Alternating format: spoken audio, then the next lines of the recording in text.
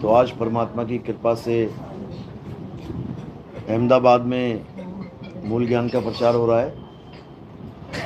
बहुत बड़े भाग हैं उन जीवों के जो अपने पूरे जीवन काल में एक बार भी इस मूल ज्ञान को सुन पाते हैं, और उससे भी बड़े भाग होते हैं उन जीवों के जो इस मूल ज्ञान को थोड़ा सा भी समझ पाते हैं।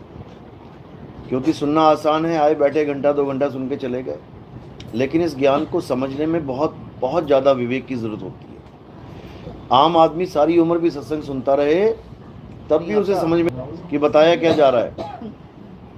क्योंकि हमें ही फ़ोन आते हैं, लोग कहते हैं 5-5, 6-6 साल हो गए सत्संग सुनते हुए, 2018 से लगातार सत्संग चल रहे हैं। कहते हैं 5 साल के बाद, 6 साल के बाद अब समझ में आ रहा है कि आप कह क्या रहे हो। सुन हम तब से रहे हैं, लेकिन समझ में नहीं आता क्या बताना चाह रहे हो। ये केवल उसकी समझ में आता है जिस पर मालिक की कृपा हो, जिस पर बंदी छोड़ की दया है, केवल वही समझ सकता है, नहीं तो कोई नहीं समझ सकता। तो आज उसी मूल ज्ञान को फिर से समझेंगे जो 2018 से YouTube पे आ रहा है। वैसे तो 2010 से मैं प्रचार कर रहा हूँ, आज 15वां साल लग गया, लेकिन क्योंकि बताया कि ये बहुत ज़्यादा विवेक की ज़रूरत पड़ती है, इसमें समझने के बाद भी लोग नहीं समझ पाते, लेकिन मालिक की दया हो जाए तो एक एक बात समझ में आने लग जाती है। समझने के बाद भी इसको धारण करना बहुत मुश्किल हो जाता है।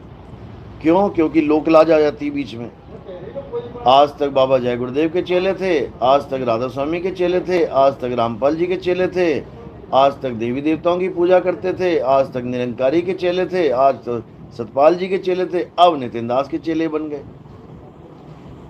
ये बहुत बड़ी दुविधा हो जाती है लोगों के मन में कि कैसे इसका सामना करेंगे। लेकिन जिसको मुक्ति से मतलब है, जिसको जन्म मरण से खेल खत्म करने से मतलब है, वो ना देखता कि लोग क्या कहेंगे, वो ना देखता दुनिया क्या कहेगी। उसको तो वो चीज चाहिए जिसके लिए उसने जन्म लिया है।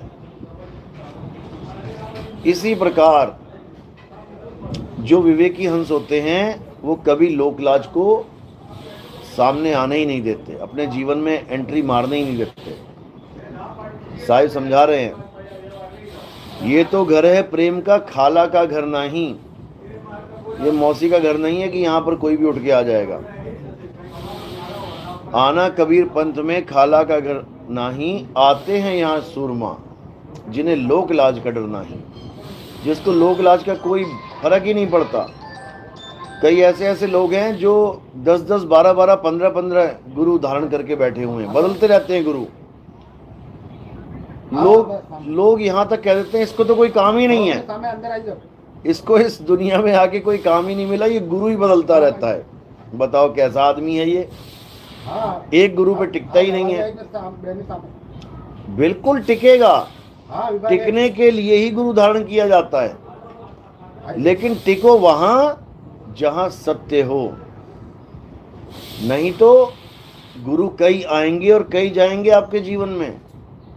जहां पर सत्य, जहां पर सच्चे शब्द का भेद आपको समझाया जा रहा है, वहां टिकना है। उससे पहले कई गुरु आएंगे मंत्र जंतर देने वाले। तो यही कबीर साहब समझा रहे हैं कि जब लग मिले नहीं शब्द वो सांचा, और तब लग गुरु करो 10 पांचा। बस इसकी को समझ लो, यहीं पे आपकी मुक्ति होगी जब शब्द सांचा आपको समझ में आ जाएगा। तो आज उसी सच्चे शब्द की महिमा गाएंगे, और सत्संग शुरू करने से पहले मालिक के नाम पे जयकारा लगाएंगे, और फिर सत्संग को आगे बढ़ाएंगे। बोलिए परमपिता परमात्मा की, सदगुरु बंदी छोड़ कबीर साहिब की, सदगुरु मदन पति साहिब की, सदगुरु दीवान जवाहर पति साहिब की, सदगुरु राम सेवक साहिब की, सदगुरु वैरागपति साहिब की, कलीनापुर धाम की, सभी संतों की, सभी भक्तों की, आज के आनंद की, सत्संग कराने वालों की, इनके माता पिता की, सकल हंस को बंदगी साहेब बंदगी सतनाम। बोलो साहेब साहेब की जय। आ जाओ।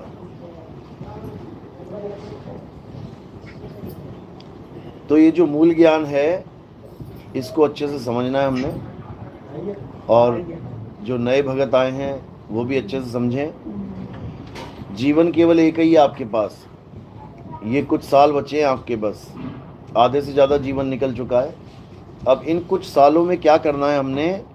अब हमने सत्य को खोजना है। जिस सत्य को खोजने के लिए बड़े बड़े ऋषि मुनि अपना घर बार छोड़ के जंगल में चले गए।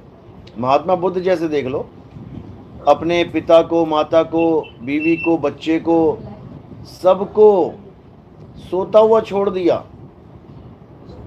और कहाँ चले गए? जंगल में। क्या ढूंढने के लिए? सत्य को ढूंढने के लिए, कि मुझे सत्य मिल जाए। क्या है सत्य?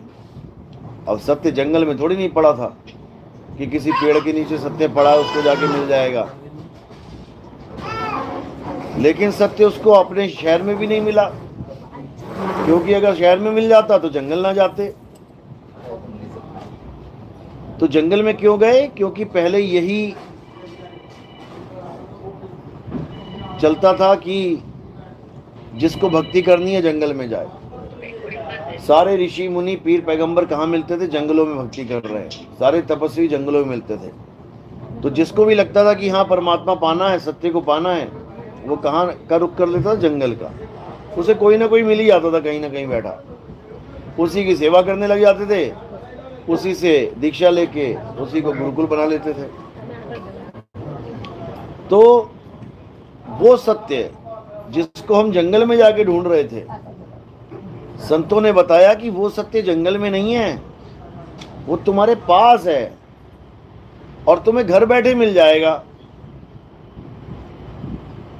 कब मिलेगा? जब तुम्हें कोई भेदी गुरु मिल जाएगा। जपी तपी सन्यासी नहीं, नाम जपने वाले, तपस्या करने वाले, घर बार छुड़वा देने वाले, ये कुछ कैटेगरी अलग है, ये ज्ञान कुछ अलग है। और आत्मा का ज्ञान, आत्म ज्ञान, ये कुछ अलग है। जब तब व्रत पूजा पाठ में हम किसी और को इष्ट बना के, किसी और को देव बना के, किसी और को भगवान बना के हम पूजा करते हैं। और आत्मज्ञान में हम किसी की भी पूजा नहीं करते। आत्मज्ञान में किसी दूसरे का नाम भी नहीं लेते। आत्मज्ञान में क्या लेते हैं? हम अपना ज्ञान लेते हैं, अपना निज अनुभव लेते हैं, अपने निज स्वरूप का ज्ञान लेते हैं। हमें किसी और से मतलब ही नहीं रह जाता। कोई कहे राम जी की पूजा, श्याम जी की पूजा, हनुमान जी की पूजा, मतलब ही नहीं रह गया इनसे। जो कर रहा है करने दो उसको, क्योंकि वो किसको पाना चाहता है? वो शरीरों को पाना चाहता है। राम जी के शरीर की पूजा क्यों कर रहे हैं लोग? ताकि राम जी मिल जाए। कृष्ण जी के शरीर की पूजा क्यों कर रहे हैं? ताकि कृष्ण जी मिल जाए। तुम्हें शरीर के साथ जोड़ा ही नहीं जाएगा, तुम्हें शरीरों की पूजा में उलझाया ही नहीं जाएगा। तुम्हें किसके साथ जुड़ना है? तुमने उस परम तत्व के साथ जुड़ना है जिसको आत्म देव कहते हैं। देवों के देव महादेव आत्म देव, यानी ब्रह्मा जी, विष्णु जी, शंकर जी, ये सब किसकी वजह से चल रहे हैं? आत्म देव की वजह से। सारे कार्य किसकी वजह से सिद्ध हो रहे हैं? आत्म देव की वजह से। लेकिन हम आत्म देव को ही भूले बैठे हैं और बाकी सबको देव बना दिया।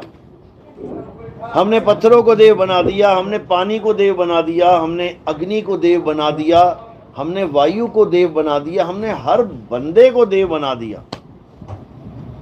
लेकिन हम जिसको असली मायने में देव कहें, देवों के देव, महादेव, आत्मदेव, उसको हम जान ही नहीं पाए। बस यही हमारे जीवन की सबसे बड़ी भूल है। इस संसार में अगर इंसान ने सबसे बड़ी भूल की है तो केवल क्या की है? खुद को नहीं जान पाया और जन्म बर्बाद कर लिया।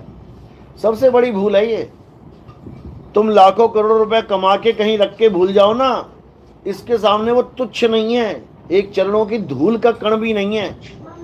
करोड़ों रुपया तुम भूल जाओ कहीं रख के, तुम्हें लगेगा बहुत बड़ा नुकसान हो गया, लेकिन हमारी नजर में वो बिल्कुल भी नुकसान नहीं है। हमारी नजर में नुकसान कब है? जब ये इंसान जन्म तुम्हारा बर्बाद हो गया। सबसे बड़ा नुकसान है, इससे बड़ा इस दुनिया में कोई नुकसान हो ही नहीं सकता। एक इंसान जन्म बर्बाद होने का मतलब है 1,84 बार जन्म लेके मरना। सोचो, एक गलती केवल, कहते ना मेरी एक गलती माफ कर दो, चल ठीक है तेरी एक गलती माफ कर दी, ये तो माफ भी ना होती। ये तो तुम ये भी नहीं कह पाओगे कि मेरी एक गलती माफ कर दो, ये गलती ही एक मिलती है करने को, दो का तो ऑप्शन ही नहीं है। 1,84 भुगत के पौ पे अटके आए, और अब की पासा ना पड़ा तो फिर 84 जाए। वहां ये नहीं चलेगा अरे एक चांस और दे दो मुझे, पासा सही नहीं पड़ा, पासा नहीं पड़ा, चल बेटा पासे खेल तू 84 में जाके, अब पता लगेगा तुझे 84 का जाल क्या होता है। अब कोई कृष्ण जी नहीं बचाने वाला, कोई राम जी नहीं बचाने वाला, कोई हनुमान जी नहीं बचाने वाला, कोई भोले शंकर ना बचाने वाला, कोई दुर्गा माता नहीं बचाने वाली। अब 84 की टिकट कट गई तो कट गई। अब शंकर जी बैल बना के ऊपर तो बैठ लेंगे, लेकिन कहो कि नंदी को मुक्त कर दें, और मुक्ति उनके बस की बात नहीं है। गणेश जी बन के चूहे को साइड में तो रख लेंगे, चल भैया तू भी 2 लड्डू खा ले मेरे साथ, लेकिन कहो कि चूहे को मुक्ति मिल जाए गणेश जी के साथ रह के, तो नहीं मिलने वाली है। समझ लो, दुर्गा माता के पास चले गए, शेर बना के ऊपर तो बैठ जाएगी, लेकिन कहो इस शेर की मुक्ति करवा दो, तो भैया मुक्ति वाला काम नहीं है अब यहाँ पे, अब तो 84 वाला काम है। तो मुक्ति कब मिलती है? हे अर्जुन, ये जो मनुष्य जन्म है, इस मनुष्य जन्म का प्रधान उद्देश्य जन्म मरण से मुक्ति है। लेकिन दुख के साथ ये कहना पड़ता है कि जो कृष्ण जी के भगत हैं, एस्कॉन वाले ले लो, गौड़ मठ वाले ले लो, वो कहते हैं कि मुक्ति सबसे तुच्छ चीज है। वो मतलब उल्टी गंगा बहा रखी है उन्होंने। वो कहते हैं मुक्ति तो महाबकवास चीज है, असली चीज क्या है? कृष्ण जी के साथ आओ, जन्मों जन्मों को उनके साथ रहो, उनकी सेवा करो, उनके साथ ग्वाल गोपाल बन जाओ, खेलो खाओ चले जाओ। इसको वो अच्छा मान के बैठे हैं। सोचो, और कृष्ण जी क्या कह रहे हैं कि हे अर्जुन, जो अपनी आत्मा में रमण करते हैं, जो अपनी आत्मा में तृप्त हैं, जो अपनी आत्मा में संतुष्ट हैं, ये नहीं कह रहे जो मेरे साथ संतुष्ट हैं, जो मेरी सेवा करने में संतुष्ट हैं, जो मेरी सेवा करने में तृप्त हैं, ऐसा नहीं बोल रहे वो कह रहे हैं जो अपनी आत्मा में रमण करते हैं। अध्याय 3 17वां श्लोक पढ़ो। जो अपनी आत्मा में रमण करते हैं, जो अपनी आत्मा में तृप्त हैं, जो अपनी आत्मा में संतुष्ट हैं, उनके लिए कोई धार्मिक कर्म कर्तव्य लागू नहीं होता। वो मेरी एक बार भी पूजा ना करे। अभी कल सत्संग हुआ था आनंद में, वहां पर बाबा जी बैठे हुए थे, कहते आपने सत्संग तो बहुत बढ़िया किया, लेकिन आपने 18वें अध्याय का वो श्लोक नहीं बोला जिसमें वो कहते हैं कि हे अर्जुन तू मेरी शरण में आ जा। मैंने कहा फिर आपने सुना क्या? 1 घंटे तक शरण ही तो बता रहा था मैं, किसकी शरण में जाना है। 1 घंटे तक मैं आत्मा आत्मा आत्मा आत्मा आत्मा, अचल आत्मा, अडोल आत्मा, परम आत्मा, कितने नामों से मैंने उसके बारे में जिक्र किया कि आत्मा की शरण में चले जाओ। आत्मा यानी अडोल आत्मा, जीव आत्मा नहीं। इतना सब समझाने के बाद तुम फिर कृष्ण जी पे आके अटक गए, उनके शरीर पे आके अटक गए कि कृष्ण जी की शरण में जाओ। अरे कृष्ण जी शरीर है ही नहीं। कृष्ण जी ने कितनी बार बोला गीता में, हे अर्जुन मैं अजन्मा हूं, मेरा कभी जन्म नहीं होता, मेरी कभी मृत्यु नहीं होती। तो तुम कैसे कृष्ण जी को शरीर बना के बैठे हो? मेरा जन्म नहीं होता, मेरी मृत्यु नहीं होती, कहते हैं वो बिना माँ बाप के आए थे, चलो ठीक है मान लिया, बिना माँ बाप के आए थे ठीक है, और जब गए थे तो क्या हुआ? तो पैर में तीर लग गया, तो मृत्यु हुई कि नहीं हुई?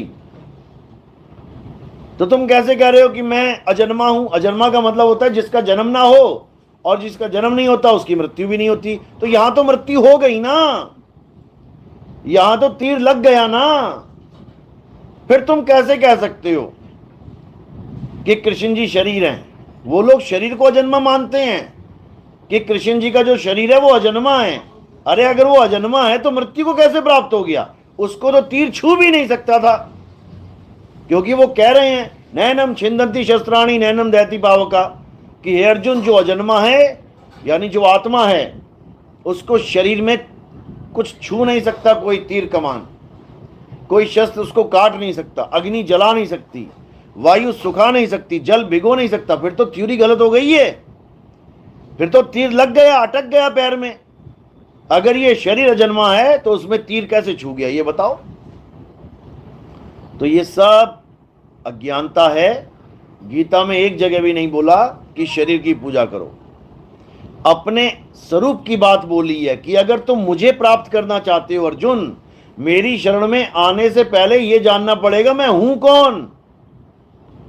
शरण में तो बाद में आएंगे, पहले मुझे जान मैं हूं कौन। तेरे मेरे कई जन्म हो चुके हैं, कई जन्म, तू नहीं जानता, मैं जानता हूं। तेरे मेरे कई जन्म हो गए हैं, लेकिन मैं अजन्मा हूं। अब ये दो बातें कैसे आ सकती हैं एक साथ? एक तरफ कह रहे हैं तेरे और मेरे कई जन्म हो गए, और एक तरफ कह रहे हैं कि मैं अजन्मा हूं। तो ये ज्ञानियों और अज्ञानियों दोनों के लिए बोला जा रहा है। जो अज्ञानी जीव है वो ये मान के बैठ जाएगा कि कृष्ण जी के बहुत सारे जन्म हो चुके हैं, और जो ज्ञानी पुरुष है वो उसी वक्त समझ जाएगा कि कृष्ण जी के जन्म नहीं हुए। किसके जन्म हुए हैं? शरीर के, शरीर के जन्म हुए हैं। कृष्ण जी तो अजन्मा हैं, जैसे वो अजन्मे हैं वैसे ही हम भी अजन्मे हैं। लेकिन हम अपने आप को भूल गए हैं कि हम है क्या, और हमने क्या मान लिया अपने आप को? शरीर मान लिया, आदमी औरत मान लिया, बच्चा बूढ़ा जवान मान लिया। अब अगर मान ही लिया अपने आप को शरीर, तो 101% हमारी मृत्यु होगी, कोई बचा ही नहीं सकता। जब शरीर ही बन गए तो शरीर पैदा ही हुआ है मरने के लिए।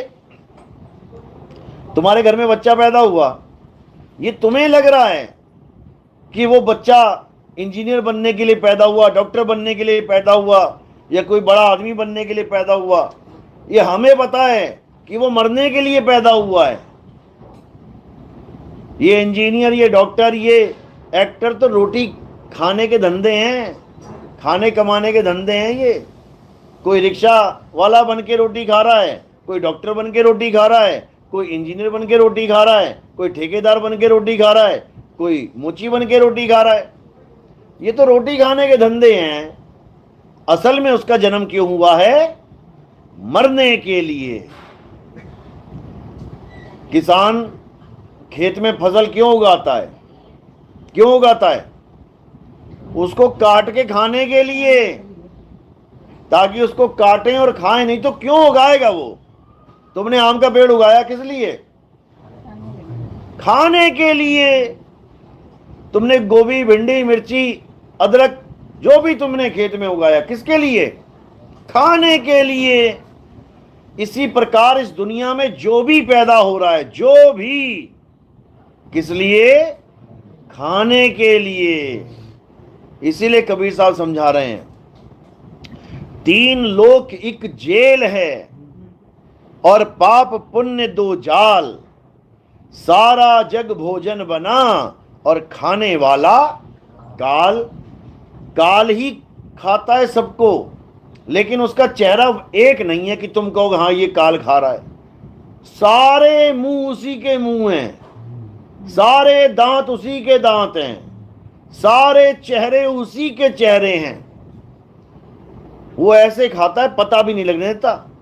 खाता वो खुद है, और तुम्हारे सिर मड़ देता है कि तू खा के आया। सुबह सुबह नाश्ता करके आए सारे? हाथ खड़ा करो, किसने नाश्ता किया? एक ने भी नहीं किया है। कौन करके आ रहा है? एक काल करके आ रहा है। एक काल नाश्ता करके आ रहा है, अब दोपहर का अंदर किचन में खाना भी बना रहा है। ये काल है भाई, ये तुम नहीं हो। तुम तो एक दाना नहीं खा सकते, तुम तो एक घूंट पानी नहीं पी सकते। ये सारा भोजन कौन कर रहा है? काल कर रहा है। तो इसी काल को समझना है। ये खाता पीता डकार मारता खुद है, लेकिन तुम्हारे सिर पे बोझा लाद देता है, तू खा के आया, तू खा के आया, तू खा के आया। और तुम भी कहते हो हाँ मैं खा के आया, मैं खा के आया।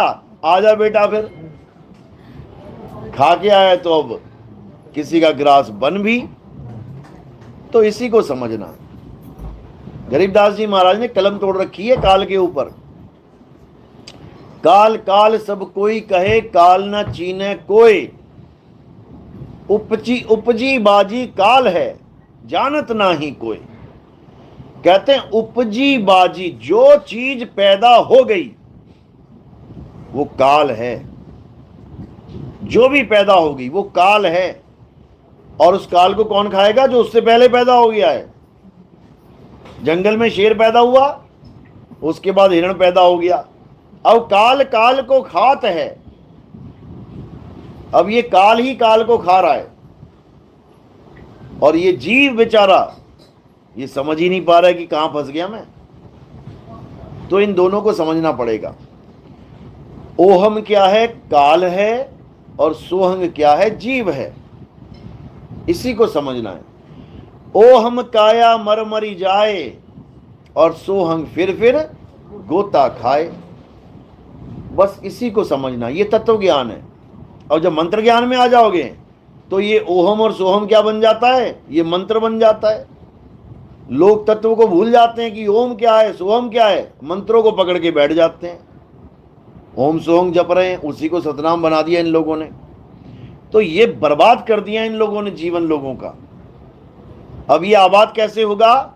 जब तुम तीनों तत्वों को जान जाओगे। तीनों तत्वों को कौन कौन से? एक ओहम, एक सोहम और एक सत्य कबीर। इसीलिए वाणियों में आता है ओहम सोहम सत्य कबीरा। तीनों का जिक्र आ जाता है। यानी गीता में भी आया है। गीता में कैसे आया है? शर पुरुष, अक्षर पुरुष, उत्तम पुरुष।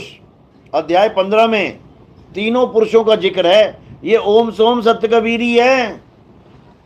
ओहम यानी काया, सोहम यानी अविनाशी जीव, और उत्तम यानी सत्य परमात्मा। लेकिन इसकी थ्योरी समझना इतना आसान नहीं है। बड़े बड़े बाबा फेल हो गए। बड़े बड़े बाबा इसको मंत्र बना के जप के चले गए 84 में, लेकिन तत्व ज्ञान को प्राप्त नहीं कर पाए। तत्व ज्ञान अलग है, मंत्र ज्ञान अलग है। ओहम सोहम तत्व विचारा, लिखा है ज्ञान गुदड़ी में। ओहम सोहम तत्व विचारा, बंक नाल में किया संभारा, मन को मार गगन चढ़ जाई, और मान सरोवर बैठ न आई। वहां पर ये नहीं बोल रहे कि ओहम सोहम मंत्र विचारा। क्या विचारा? तत्व विचारा। मंत्र कौन विचारेगा? जो मंत्रों का ज्ञाता होगा, जपी, जो मंत्रों में तुम्हें उलझाएगा। और तत्व विचारा कौन करवाएगा? तत्वदर्शी संत, जिसके बारे में गीता में बताया जाता है कि हे अर्जुन, अगर तुम सत्य को प्राप्त करना चाहते हो, सत्य को, ओम सोहम नहीं, ओम सोहम तो तुम हो ही हो। ये क्या बैठा हुआ है सामने? ओम सोहम। ओम क्या है? काया। सोहम कौन है? जीव। इसी को बोला है ब्रह्मा विष्णु महेश्वर चेला, ओहम सोहम का है खेला, माया आद निरंजन भाई, आप पे जाई आप पे खाई। ये समझाया गया उसमें। यानी ये काया क्या है? ये मन और माया के द्वारा उपजती है, और मन और माया के द्वारा खा ली जाती है। माया आदि निरंजन भाई, आप पे जाई आप पे खाई। खुद ही पैदा करता है, खुद ही खा लेता है। ब्रह्मा विष्णु महेश्वर चेला, ये तीन क्या हैं? ये तीनों गुण हैं। ये तीनों हमारे गुण हैं। काया पैदा होती है, काया पलती है, काया का नाश हो जाता है। ये हो गए ब्रह्मा विष्णु महेश्वर चेला। ओहम सोहम काहे खेला, यानी इस दुनिया में जितना भी खेल चल रहा है, तुम्हारे सामने कोई कुत्ता आ गया, कोई बिल्ली आ गई, कोई चूहा आ गया, कोई शेर हिरन को पकड़ रहा है, कोई भालू किसी कुत्ते को मार रहा है, कोई आदमी किसी आदमी को मार रहा है, या कोई गाना बजा रहा है, कोई गा रहा है, ये सारा खेला किसका है? ओहम सोहम का है खेला। यानी शरीर को कौन नचा रहा है? ये जीव नचा रहा है। ये सारे खेल कौन खेल रहा है? ये ओम और सोहम का ही खेल चल रहा है। आप कौन हो तत्व ज्ञान में? ओम सोहम। मैं कौन हूं? ओम सोहम। आप कौन हो? ओम सोहम। हम सब कौन है? ओम सोहम। ओम यानी हमारी काया, सोहंग यानी हमारा जीव। ओ हम काया मरी मरी जाए, सोहंग फिर गोता खाए। हम सबके शरीर मर जाएंगे और सोहंग जो जीव है वो गोता खाएगा 84 में। अब क्या करना है? ओहम सोहम तत्व विचारा। विचार लिया ना, क्या है ओहम क्या है सोहम। जपने की जरूरत नहीं है, जपने की जरूरत नहीं है, वो तुम पहले से ही हो। ओहम सोहम तत्व विचारा, बंक नाल में किया समारा, मन को मार गगन चढ़ जाई। अब यहां पर फिर दो तत्वों का भेद है। मन को मार गगन चढ़ जाई, यानी एक तत्व क्या है? मन भी एक तत्व है, इसको कैसे मारेंगे? और गगन चढ़ जाए, गगन पे चढ़ के क्या मिलेगा? वो भी एक तत्व है, उस तत्व को पाना है। वो ओम और सोहंग से ऊपर है। ओम क्या है? काया। जीव क्या है? सोहंग। तो मन क्या है? जो मन है वो ओम सोहंग के बीच में खेलता है, वो वही खिला रहा है दोनों को, समझ लो। यानी जीव को और शरीर को ये मन ही नचा रहा है। जो मन कर रहा है ये खेल चल रहा है। अब इसके ऊपर क्या है? मन को मार गगन चढ़ जाई, मान सरोवर पैठ नहाई। वहां पे तुम्हारा स्वरूप बदल जाएगा, यानी तुम्हें अपना असली स्वरूप मिलेगा। अभी तो नकली मान के बैठे हो, ये मान के बैठे हो, तुम हो नहीं। वहां पर जाके क्या होगा? वहां पर जाके जितना भी तुम मान के बैठे हो, मैं ये हूं, मैं ये हूं, मैं ये हूं, सब खत्म हो जाएगा। फिर ना तुम ये हो ना तुम वो हो। तुम क्या हो? तुम परम शुद्ध चैतन्य आत्म स्वरूप हो। वहां पे तुम्हें तुम्हारा स्वरूप ज्ञान मिल जाएगा। उसी स्वरूप ज्ञान को निहितत्व ज्ञान कहते हैं। वो निहितत्व है, पांचों तत्वों से परे छठा तत्व। इसीलिए कबीर साहब ने बोला, कहते जैया जन्म मुक्ता हता और तैया हता न कोई, छठी तुम्हारी है जगह और तू कहां चला भिगोए। यानी तू अपने छठे तत्व में विराजमान था, लेकिन ऐसी माया का खेल बुन दिया कि वापिस आ गया 5 में, उसी में उलझ पुलझ के मर जा रहा है। और ये सारा खेल कब खत्म होगा? जब तुम्हें स्वरूप ज्ञान देने वाला गुरु, तुम्हें स्वरूप का बोध कराने वाला गुरु तुम्हारे जीवन में आ जाएगा। तो कह रहे गुरुआ तो घर घर फिरे। कौन से वाले? ये मंत्र देने वाले। गुरुआ तो घर घर फिरे, कौड़ी केर 50, अपने रूप की खबर नहीं और शिष्य करण की आस। अपने रूप की खबर नहीं है उसे कि मेरा स्वरूप क्या है। वो खुद को भी आदमी मान के बैठा है और तुम्हें भी आदमी औरत मान के बैठा है। वो खुद को भी एक शरीर मान के बैठा है और तुम्हें भी सारी उम्र शरीर बना के रखेगा। खुद को शक्ल बना के दीवार पे चिपकवा देगा, लगा देगा फोटो बढ़िया, और कहेगा इसकी आरती करो। तो किसकी आरती कर रहे हो? चेहरे की, शरीर की। और स्वरूप क्या है हमारा? आत्मा। यानी बिल्कुल उल्टा ज्ञान दे रहा है। जिस शरीर को कबीर साहब ने पिंजड़ा बोला, 5 तत्वों का पिंजड़ा, 10 द्वारे का पिंजड़ा, उस पिंजड़े की फोटो लगा के हमसे पिंजड़े की आरती करवा रहा है। वो तोता पिंजड़े को पूज रहा है और कह रहा है ये मेरा गुरु है, ये मेरा गुरु है। उसके बाद क्या होगा? तोता उसी पिंजड़े में फिट हो जाएगा जाके, क्योंकि जहां आशा वहां वासा। अगर पिंजरे को पूजोगे तो पिंजड़ा ही मिलेगा, और अपने स्वरूप को पूजोगे यानी आत्म देव को पूजोगे तो आत्म देव ही मिलेगा। इसीलिए गुरु ग्रंथ साहब में लिखा है आत्म देव पूजिए। ये नहीं लिखा है कि ग्रंथ को पूजिए, ये नहीं लिखा किसी शरीर को पूजिए। क्या लिखा है? आत्मदेव पूजिए। अरे आत्मदेव तो तब पूजेंगे, पहले पता तो लगे आत्मदेव है क्या, कि केवल नाम बोल दिया आत्मदेव हो गया काम? उसके बारे में जानना पड़ेगा। तो कैसे जानेंगे? जब आत्मज्ञानी गुरु आएगा, वो बताएगा तुम्हें तुम्हारी आत्मा का स्वरूप। कैसे बता पाएगा? क्योंकि उसने अपनी आत्मा को जान रखा होगा। मालिक की कृपा होगी, आत्मा को जानेगा, फिर मालिक की कृपा सहित आगे आत्मा का ज्ञान देगा। जल में मीन प्यासी, मोहे देखते आवे हांसी, आत्म ज्ञान बिना नर भटके, कभी काबा कभी काशी।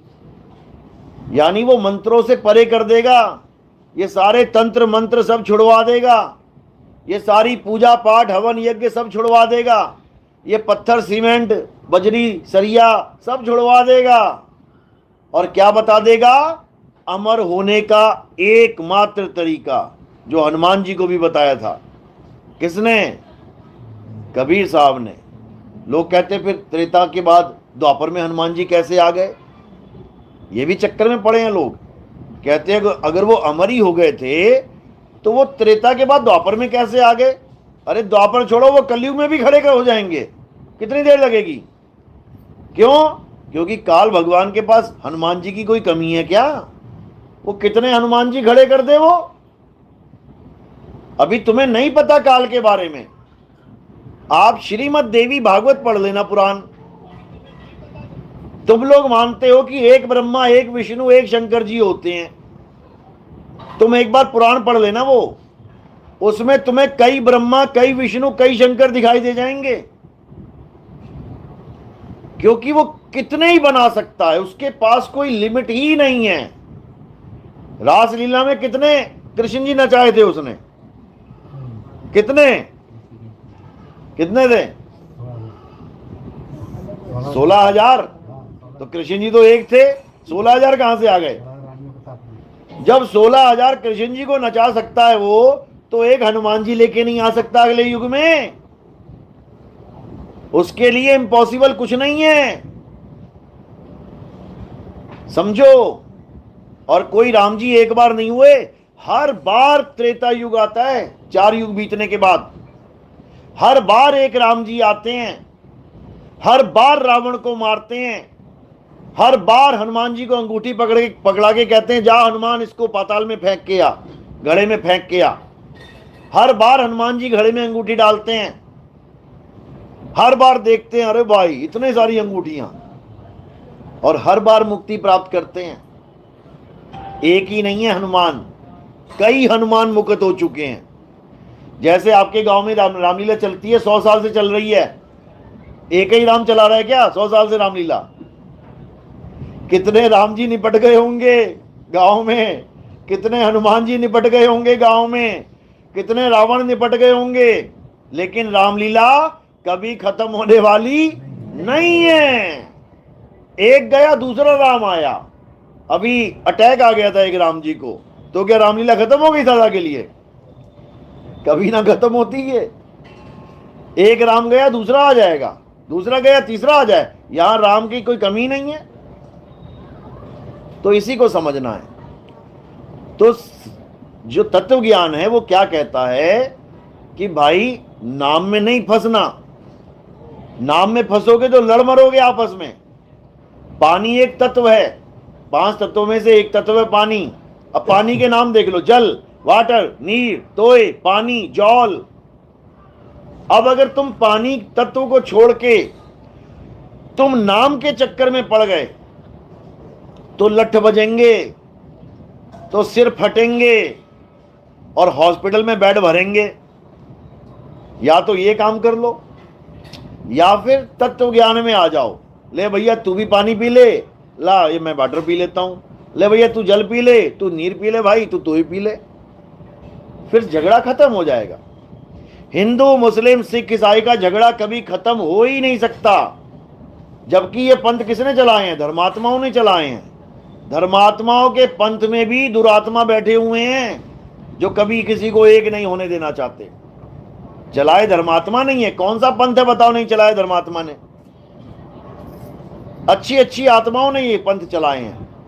नानक जी ने चलाया, रविदास जी ने अपना चलाया, भीखा जी ने अपना चलाया, दादू जी ने अपना चलाया, धर्मदास जी ने अपना चलाया, और सब कह रहे हैं कि हाँ कबीर गुरु हैं तो सारे एक हो जाओ।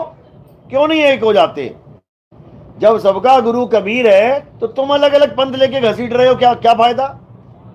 तुमने एक से अनेक करना है या अनेक से एक करना है? यही नहीं समझ में आ रहा किसी को। चेलों को पकड़ोगे तो अनेक रहोगे, और गुरु को पकड़ोगे तो एक हो जाओगे। बाबा नानक ने इसीलिए मूल मंत्र में क्या बोला है? एको सतनाम, यानी उस एक सतनाम को पकड़ ले। कर्ता पुरुष, वही कर्ता पुरुष है। निरपहो, निर्वैर, वो किसी से डरता नहीं है, किसी को मारता नहीं है। अकाल मूरत, उसका कभी काल नहीं आता, यानी उसकी मौत नहीं होती। अजूनी, यानी वो कभी किसी योनि में नहीं आता। कोई कहे आदमी के अंदर है, नहीं है। कोई कहे कुत्ते बिल्ली हाथी के अंदर है, नहीं है। वो कभी योनि में आता ही नहीं है। क्यों? क्योंकि योनि में आने के लिए चल के आना पड़ेगा, और वो चलता ही नहीं है। वो अचल है, वो चलता नहीं है, वो आता जाता नहीं है। अध्याय 2 24वां श्लोक क्या कह रहे हैं? हे अर्जुन, ये आत्मा कौन सी आत्मा? परमात्मा। ये आत्मा अछेद्य है, इसको कोई छेद नहीं सकता। ये अदा है, इसका कोई दाह संस्कार नहीं कर सकता। ये अशोष्य है, ये अचल है, ये सदा स्थिर रहने वाला है, ये अडोल है। ये आत्मा ही सत्य सनातन है। तो सदा स्थिर रहने वाला, अचल, ये कब आएगा चल के 84 में आने के लिए? कौन आ रहा है शरीर में और कौन शरीर छोड़ के जा रहा है? जब इसको समझ जाओगे तो पता लग जाएगा ये कौन सी आत्मा है। ये जीव आत्मा है, इसको जीव बोला गया है। हमारे शरीरों में जीव विराजमान है, हमारे शरीरों में परमात्मा विराजमान नहीं है। जीव बंधन में है, 5 तत्वों के पिंजड़े में ये जीव फंसा हुआ है, परमात्मा पिंजड़े में नहीं है। लेकिन ये अज्ञानी जीव क्या करता है? ये त्रिकुटी में ध्यान लगा के यहां पर परमात्मा को प्रकाश रूप में देखना शुरू कर देता है कि कौन है परमात्मा? प्रकाश है। कोई कहता है ज्योत है, कोई कहता है यहां हमारा गुरु प्रकाशमान 16,000 करोड़ सूरज चमक रहे हैं, वो हमारा गुरु है। ये सब झूठ है, ये सब माया का खेल है। कबीर साहब इसी का खंडन कर रहे हैं। कबीर साहब क्या कहते हैं? तुमसे कहूं मैं नाम विचारी, ना वो ज्योत, ना पुरुष, ना नारी। सारा खेल ही खत्म कर दिया। आप देखोगे सरगुण और निर्गुण भक्ति में क्या देखोगे आप? जितने भी साकार की पूजा करने वाले हैं, ये परमात्मा किसको बताएंगे? राम जी, हनुमान जी, शंकर जी, माता जी, शरीरों को परमात्मा बताएंगे। आदमी और औरत की पूजा करवाएंगे तुमसे। हनुमान जी आदमी की औरत हैं? आदमी। राम जी आदमी की औरत हैं? आदमी। सीता माता औरत है कि आदमी? औरत। राधा आदमी है कि औरत? औरत। तुम सारी दुनिया में देख लो मंदिर, तुम्हें या तो आदमी मिलेगा या अंदर, या फिर औरत मिलेगी मूर्ति के रूप में। तो किसकी पूजा चल रही है वहां पे? आदमी या औरत की। ये हो गई साकार भक्ति। जरूरी नहीं कि राम जी और कृष्ण जी और माता ही मिलेंगी, राम भी मिल जाएगा कहीं पे, वो भी साकार में ही आ रहा है, कह रहा है मैं साकार हूं। वो साकार भगवान बना बैठा है, उसकी भी पूजा चल रही है, ऐसा नहीं है। कबीर साहब की भी पूजा करवा रहा है वो, आदमी बना के साकार, कि भगवान कौन है, परमात्मा कौन है? आदमी है, आदमी। लेकिन कबीर साहब क्या कह रहे हैं कि ये साकार के पुजारी हैं, ये आदमी औरत वाले साकार के पुजारी हैं, और ये प्रकाश वाले ये निराकार के पुजारी हैं। ये आदमी औरत को नहीं मानते, ये प्रकाश को मानते हैं। आंख बंद करके त्रिकुटी में ध्यान लगाया, प्रकाश ही प्रकाश हो गया, अनंत प्रकाश हो गया, कहते मिल गया परमात्मा। ये ब्रह्म कुमारी वाले, ये राधा स्वामी वाले, ये धन सदगुरु वाले, ये सारे जितने भी हैं जय गुरुदेव वाले, ये सब किसको परमात्मा मान बैठे हैं? इसी प्रकाश को मान बैठे हैं। सुबह का सूरज आ जाएगा, दोपहर का सूरज आ जाएगा, शाम का सूरज। अरे तो सूरज को परमात्मा मान के बैठ गए क्या? सब प्रकाश का खेल चल रहा है, सब ज्योति का खेल चल रहा है। लेकिन कबीर साहब ने क्या खेल कर दिया? खेल के साथ भी खेला कर दिया उन्होंने। तुमसे कहूं मैं नाम विचारी, और ना वो ज्योत ना पुरुष न नारी। खेल ही खत्म कर दिया, ना तो साकार और ना ही निराकार। अब क्या बचा? अरे सरगुण निर्गुण दोनों से न्यारा, और जानेगा कोई जान न हारा। जो साकार और निराकार दोनों से परे अपने सत्य स्वरूप को जान जाए, वही सच्चा गुरु है। वही तुम्हें तुम्हारा स्वरूप बता सकता है। नहीं तो 84 के धक्के पक्के हैं। और ये नहीं केवल चेलों को, गुरु भी खाएगा धक्के। कह रहे हैं झूठा गुरु अजगर बना और 1,84 जाए, सारी संगत चींटी बनी, तोड़ तोड़ के खाए। ऐसी दुर्गति हो जाएगी, हालत खराब हो जाएगी सबकी। अभी गिर जंगल में गए थे हम लोग, देखो हिरणों का हाल क्या है। वो एक हिरण भागता भागता एकदम फुल स्पीड में, उससे तेज उसका छोटा बच्चा, शायद पड़ा होगा जानवर कोई पीछे, एकदम क्रॉस की गोली की तरह। ये जीवन हो जाएगा? अभी तो बैठे हो आराम से, उसके बाद दौड़ते ही नजर आओगे पूरे जंगल में। वो जीवन अच्छा है कि ये अच्छा है? तो इसमें कुछ करना है। अच्छा तो है, बिताना थोड़ी नहीं है। अच्छा है कुछ करने के लिए। ये दीवारें बना दी तुमने सेव रहने के लिए, सोना ही थोड़ी नहीं है। कुछ करना भी है। क्या करना है? अपने स्वरूप को जानना है। पत्थर पूजा नहीं करनी, मंत्र जाप नहीं करने, तीर्थ व्रत पूजा पाठ नहीं करना, ये हवन यज्ञ नहीं करने, ये नमाजें नहीं पढ़ते रह जाना सारी उम्र, 5 टाइम की नमाजें। ये चर्च में प्रेयर ही करते मत रह जाना, घंटे बजाते रह जाओ, प्रेयर करते रह जाओ, कैंडल जलाते रह जाओ। क्या करना है? अपनी कैंडल जलानी है। अपो दीपो भवा, अपना दीपक स्वयं बन जाओ। अपना दीपक स्वयं कैसे बनेंगे? अपने आप को जान के। आत्मज्ञान का मतलब है अपने आप को जानो, किसी और की पूजा नहीं करनी। क्योंकि जो आत्म वर्ड है, आत्म, ये हमारी तरफ इशारा करता है। आत्म, मेरा। जब हम कहते हैं मेरा, कोई भी सामान में मेरा लगा दोगे तो किसका हो जाएगा? वो पड़ोसी का। मेरा मतलब मेरा। मेरा नाम बना इसीलिए है ताकि वो चीज तुम्हारी दिखाई दे, किसी और की नहीं।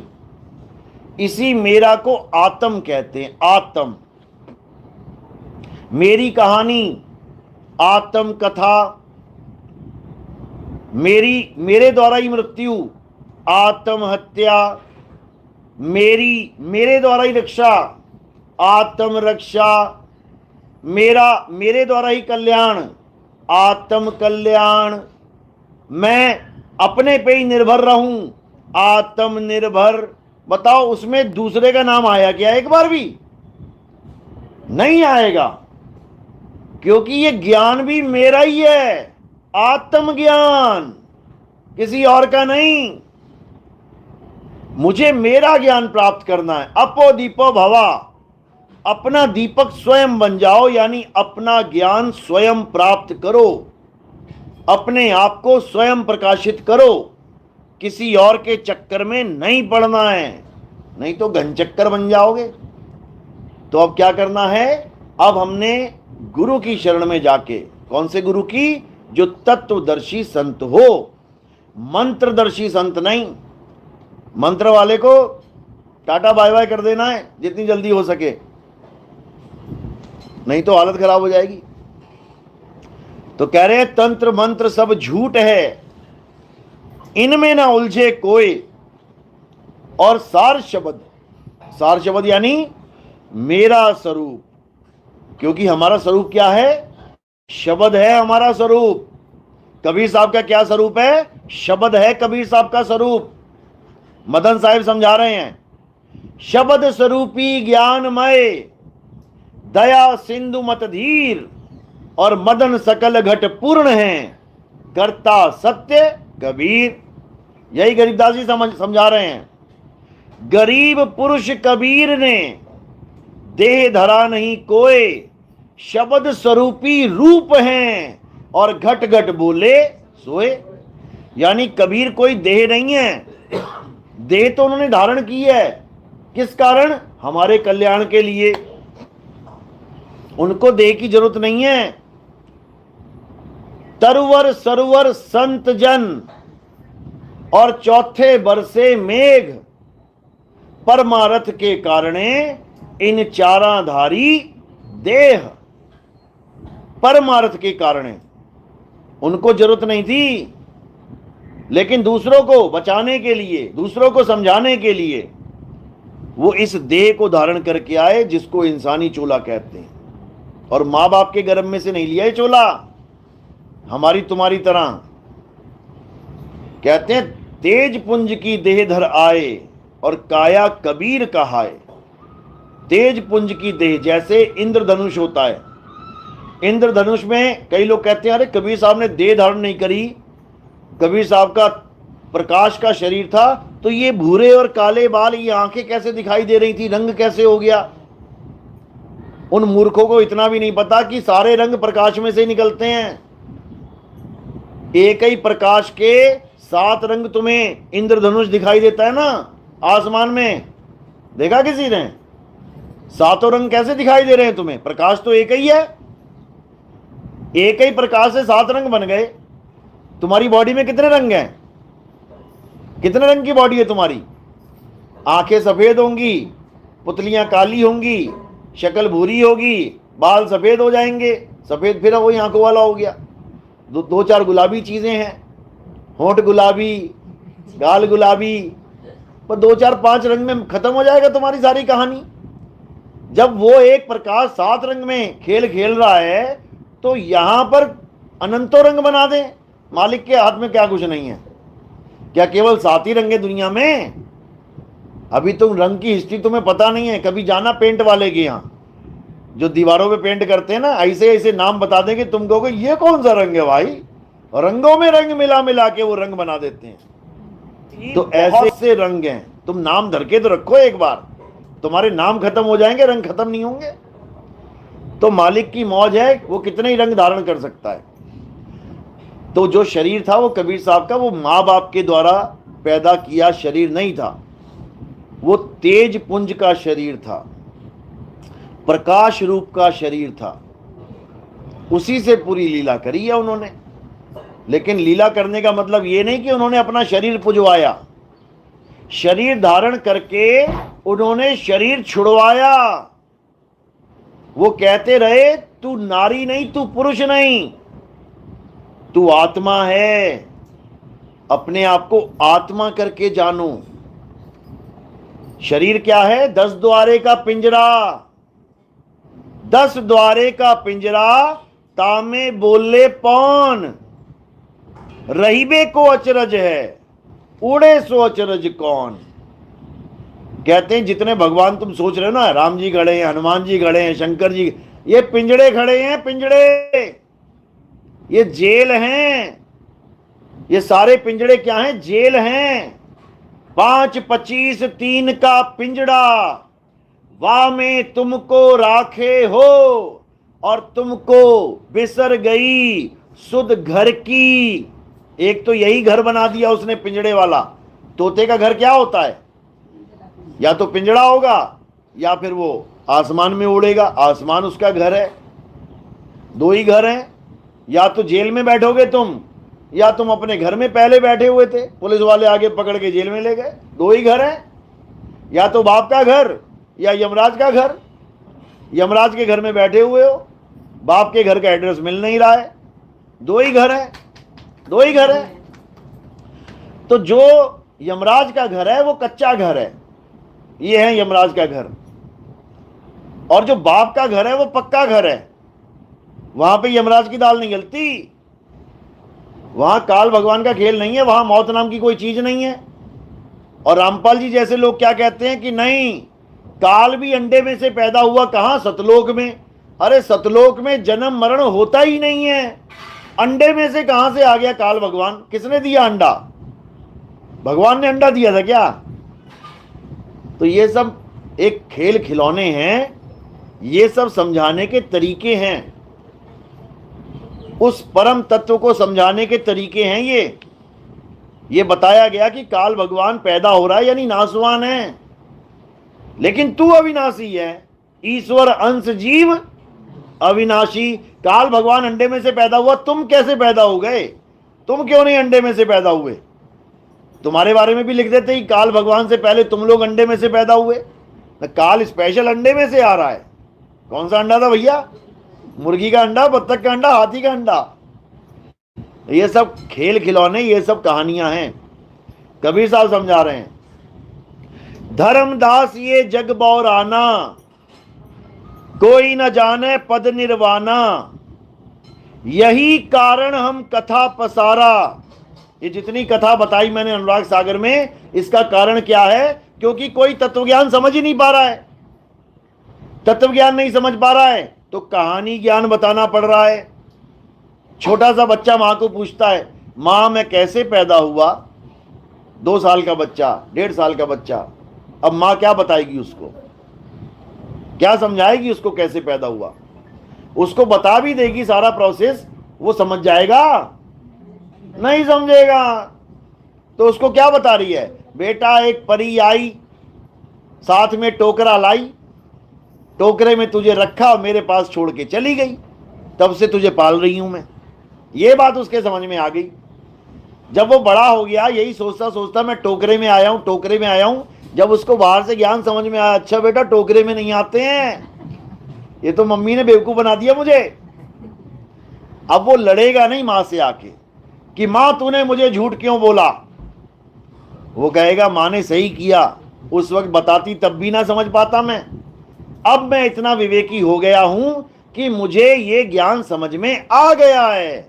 इसी प्रकार धर्मदास जी को 100 बार समझाया कबीर साहब ने कि बेटा तू पैदा कैसे हुआ था, लेकिन वो समझ ही नहीं पाया। फिर क्या किया? एक कहानी सुना दी उसको। जब कहानी सुना दी तो उसको समझ में आ गई। तो कबीर साहब ने कहा बेटा अब तू भी कहानी सुना, मूल ज्ञान मत बताना किसी को, क्योंकि समझ तो पाएंगे नहीं लेकिन कॉपी जरूर कर लेंगे। जैसे आज पत्थर के पुजारी समझ तो सकते नहीं कि आत्मा क्या है, लेकिन हमारे सत्संग सुन के कॉपी जरूर कर रहे हैं, कॉपी जरूर कर रहे हैं। आत्मा ऐसे, आत्मा वैसे। ए बच्चा अपने स्वरूप को प्राप्त कर, उसके बाद क्या कर? उसके बाद पत्थर में माथा टेक। अपने स्वरूप को प्राप्त कर, उसके बाद राधे राधे कर। अपने स्वरूप को जान, उसके बाद कृष्ण कृष्ण कर। तो भैया स्वरूप को जानने का फायदा क्या हुआ? मुझे राधा राधा ही करना था तो बिना स्वरूप जाने ही कर रहा हूं।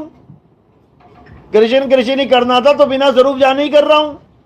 अरे स्वरूप जानने के बाद राधा कृष्ण का भेद ही खत्म हो जाता है, ये काया का भेद ही खत्म हो जाता है। हे अर्जुन, जो अपने स्वरूप को जान जाता है वो मेरा ही स्वरूप हो जाता है। ये क्यों नहीं समझ में आ रहा है इन लोगों के? जीवन बर्बाद कर दिया इन लोगों ने राधे राधे जपवा के, हरे कृष्णा जपवा के। और कृष्ण जी समझाते रहे अपने स्वरूप को जान बच्चे, अपने स्वरूप को जान। मुझे वो पसंद है जो मेरे स्वरूप को जान लेता है। ज्ञानी बोला है उसमें, आर्थी, अथार्थी, जिज्ञासु और ज्ञानी, ये 4 प्रकार के भगत बताए कृष्ण जी ने। 3 प्रकार के भक्तों का लेवल डाउन रखा गया कि इनकी भक्ति बच्चों वाली भक्ति है, लेकिन जो ज्ञानी पुरुष है, ज्ञानी मतलब, ज्ञानी किसका नाम होता है? ज्ञानी किसका नाम होता है? बेवकूफ का? ज्ञानी उसका नाम होता है जिसको ज्ञान हो जाए। जिसको ज्ञान हो गया वो ज्ञानी है। सिख धर्म में जो सरदार जी होते हैं, पाठ करते हैं, उनको पता क्या कहते हैं? ज्ञानी जी। भले उसको ज्ञान ना हो, लेकिन उसको एक नाम दे दिया है, ज्ञानी जी हैं। ज्ञानी महेंद्र पाल जी, ज्ञानी सुरेंद्र पाल जी, सब ज्ञानी बना दिए। क्यों बनाए? क्योंकि वाणी में आता है। हिंदू और मुस्लिम के लिए भी वाणी बोली है। कह रहे हिंदू अंधा, मुस्लिम काना, दोनों से ज्ञानी सियाना। उसमें लिखा है हिंदू तो अंधा है। अब हिंदू अंधा क्यों है भैया? कितने लोग हैं हिंदू यहां पे? सारे हिंदू ही हैं, सब अंधे हो तुम लोग। क्यों? गुरु ग्रंथ साहब कह रहा है हिंदू तो अंधा है और तुर्कू काना, तुर्कू यानी मुसलमान, वो काना यानी उसकी एक आंख टूटी हुई है, एक आंख से दिख रहा है उसको। दोनों से ज्ञानी सियाना, यानी हिंदू और मुसलमान दोनों से जो सरदार सिख है वो सियाना है। कारण क्या है? कारण यह है कि हिंदू को अंधा इसलिए बोला क्योंकि वो आंखों से नहीं, अकल से अंधा है। जो एक पत्थर को भगवान मान बैठा है, जो पत्थर खुद मूर्ति बना के उसको भगवान मान लेता है, सोचता है ये भगवान मेरी रक्षा करेंगे, जबकि भगवान के मंदिर में चोरी हो जाती है। अपना मंदिर ना बचा पा रहा जो, वो पत्थर को तुम भगवान मान बैठे हो। इसलिए हिंदू को गुरु ग्रंथ साहब में लिखा है कि हिंदू अंधा। लेकिन जो मुस्लिम है तुर्कू, वो काना, यानी उसकी दो आंख तो ठीक नहीं लेकिन एक जरूर ठीक है, एक से देख रहा है वो।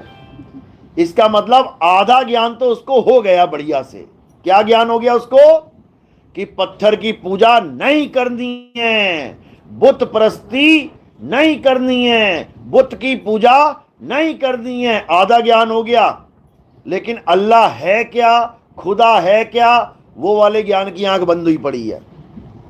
आधी आंख बंद है उसकी, यानी सत्य को तो नहीं देख पा रहा है, असत्य को अच्छे से समझ रहा है देख के कि ये हिंदू पूरा ही अंधा हुआ पड़ा है, इतना तो दिख रहा है उसको। लेकिन खुदा को देखने वाली आंख फूटी हुई है।